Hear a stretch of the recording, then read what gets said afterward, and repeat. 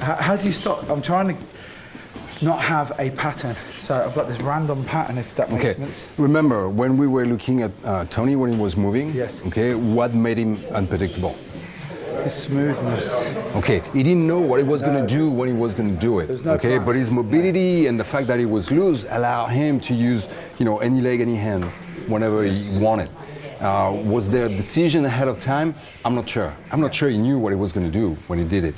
You give yourself a pattern if you're getting in your mind that first I'm going to do fauté, then I'm going to do chassé, and then I'm going to do this revers. Yes. That might be surprising for him the first time, but then if you do it the same way all the time, you imposing a pattern to you that is able to read and answer back. Yes. In his term, not yours.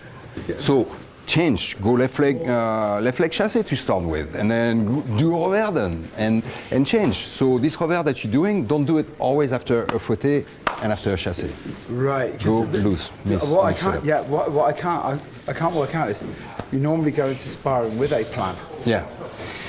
Too much. Yes. Too much. Because the key to performance is to be flexible and to be able to change and to find answers. Because there's no script. If there's a script, one person knows it and the other one is going to figure it out as well. Yes. Okay? So there might be a script from one part of the round to the next one when there's some kind of pattern that you can see and the coach is telling you, well, answer that way.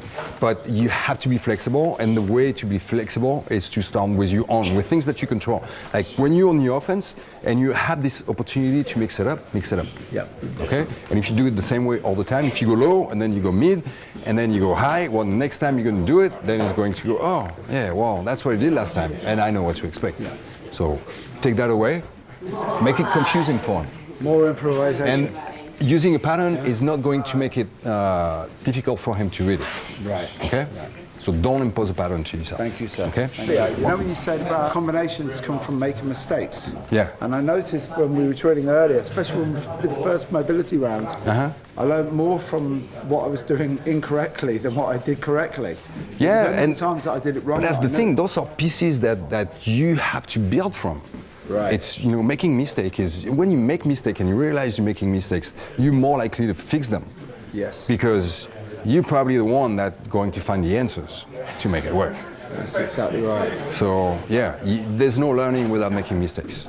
I wish I'd learned. Right? We said earlier, where was this 20 years ago? He was always there. He was always there. He was looking for something else. When you were 15 and I was 29. Yeah, 20 years ago I was 29. That's a shocking thing. 28. I just said you were 29, not 15 there. Oh gosh. By the way, this is Billy Idol. Yeah, I think you love him in Generation X. The rebel yell, he shouts more. All right, let's go. All right.